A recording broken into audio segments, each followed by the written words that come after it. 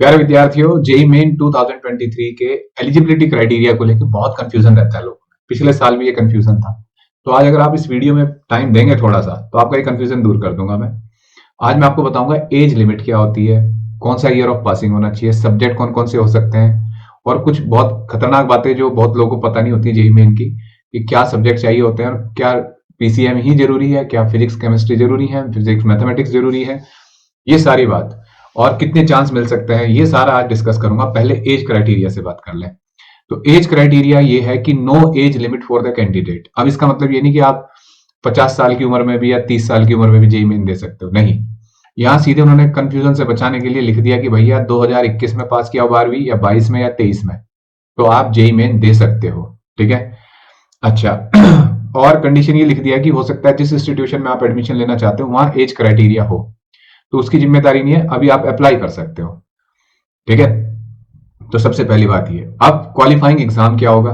तो qualifying exam होगा आपका कि आप कौन कौन से बोर्ड से आपने पास किया हो। बोर्ड बता करते हैं यहाँ पे, तो कोई भी बोर्ड हो सकता है आपका, सीबीएसई, स्टेट बोर्ड, आईसीएसई, कोई भी, या कोई प्री 2 ईयर प्री यूनिवर्सिटी होती है ना, जो प्री यूनिवर्सिटी कोर्स होता है, उसको कह सकते हैं इंटरमीडिएट बोलते हैं बहुत स्टेट में। अच्छा, जैसे एनडीए में joint services wing of NDA, final exam of 2 year course, वो कर रहे हैं आप तो भी अप्लाई कर सकते हैं। सीनियर सेकेंडरी कोर्स किसी भी अथोराइज यूनिवर्सिटी से कर रहे हैं, बोर्ड से कर रहे हैं, तो भी आप एलिजिबल हैं।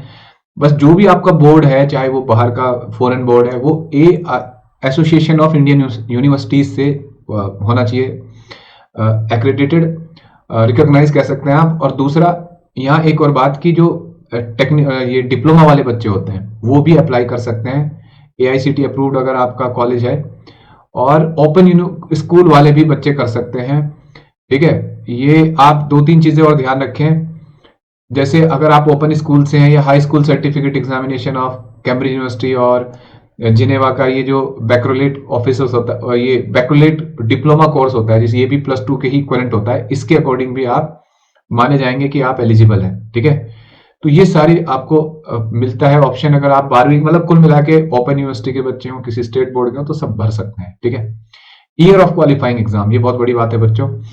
जो only those candidate who pass the class 12th examination 21, 22 और 23, वही एलिजिबल है। यहाँ कुछ बच्चों को अभी बहुत खतरनाक बात पता लगेगी कि 2020 के जो पास आउट बच्चे हैं, जिन्होंने 2020 में 12वीं करी है, उनको एलिजिबिलिटी नहीं मिलेगी। ठीक है, वो फॉर्म नहीं भर सकते। यहाँ साफ लिखा है, या 11वीं में कोई बच्चा वो फॉर्म नहीं भर सकता। State of eligibility, state of eligibility होती है बच्चों, आपका स्टेट कौन सा कंसीडर किया जाएगा? तो स्टेट कंसीडर किया जाता है जिस भी स्टेट में आप पढ़ रहे हैं, 12वीं क्लास में एडमिशन लिया, वो आपका स्टेट ऑफ एलिजिबिलिटी माना जाएगा। आप आपका परमानेंट एड्रेस कहाँ है इससे कोई मतलब नहीं है। ठीक है, ये बात ध्यान रखें।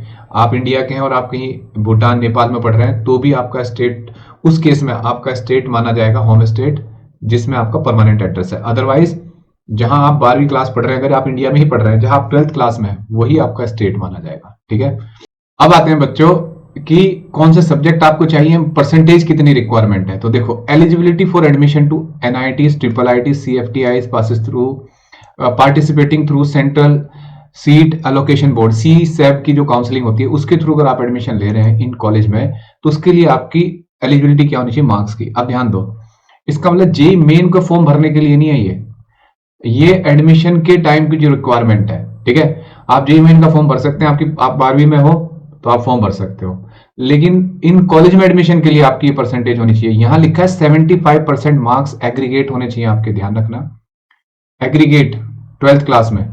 या अगर आप SC/ST कैंडिडेट हैं तो 65% होने चाहिए आपके क्वालिफाइंग एग्जाम। ठीक है, और हर सब्जेक्ट में आपको पास होना पड़ेगा, किसी सब्जेक्ट में फेल ना हो।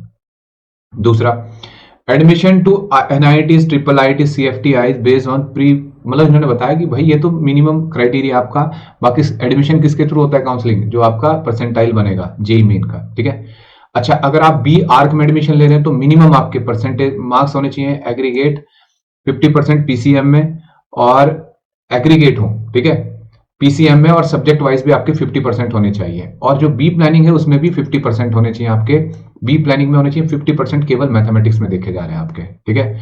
और एग्रीगेट भी आपके 50% हो, मतलब केमिस्ट्री में कम हो जाए, फिजिक्स में कम हो जाए, कोई दिक्कत नहीं। एग्रीगेट 50% और सब्जेक्ट मैथ्स में भी आपके मिनिमम 50% हो। ये होता है बच्चों मतलब मिनिमम मार्क्स। सब्जेक्ट क्या होने चाहिए अगर आपको इन 3 टाइप के कॉलेज में एडमिशन लेना है? Central funded technical university institutes, triple ITs, NITs में एडमिशन के लिए आपके पास फिजिक्स मैथमेटिक्स कंपलसरी सब्जेक्ट माने जाते हैं, केमिस्ट्री ऑप्शनल होता है, उसकी जगह बायोटेक्नोलॉजी भी हो सकती है, बायोलॉजी टेक्निकल सब्जेक्ट भी। बी आर्क, और बी आर्क अगर आप कर रहे हैं तो आपके पास पीसीएम मैंडेटरी है, और बच्चों बी प्लानिंग के लिए आपके पास मैथमेटिक्स मैंडेटरी है। तो ये था बच्चों आपके ट्रिपल आईटीज, एनआईटीज और सीएफटीआईज, ठीक है। बाकी कुछ और कॉलेज अगर अपनी कुछ रिक्वायरमेंट मांगते हैं तो भैया वो उनकी काउंसलिंग वेबसाइट पे पता लगेगी उस कॉलेज पे। तो कुल मिला के ये बात पता लगेगी कि आपको एडमिशन के टाइम अगर आपको इन कॉलेज में एडमिशन चाहिए तो मिनिमम परसेंटेज है और सब्जेक्ट की कंडीशन है। लेकिन जेई मेन भरने के लिए आप 21, 22, 23 में आप 12th कर रहे हो या पास हो चुके हो तो आप भर सकते हैं।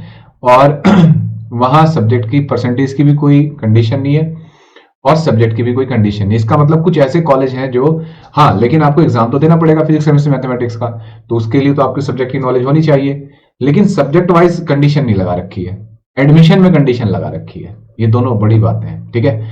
तो मेरी जानकारी के अनुसार जितनी इंफॉर्मेशन आपको बताई मैंने, अभी भी कोई आपकी क्वेरी है, कुछ भी है तो आप उससे पूछ सकते हैं। और बच्चों अगर आप तैयारी कर रहे हैं और आपको लगता है कि अब तैयारी का टाइम पास आता जा रहा है तो आप तैयारी चेक कर लेनी चाहिए। तो आपको यहाँ क्या करना चाहिए? टेस्ट सीरीज करनी चाहिए यूनिट वाइज, चैप्टर वाइज। तो उसके लिए आप मेरे ऐप पे जाके टेस्ट सीरीज परचेज कर सकते हैं, उसे खरीद सकते हैं। और अब नेक्स्ट वीडियो मिलते हैं जेई मेन सीरीज में। बाय बच्चों, ऑल द बेस्ट।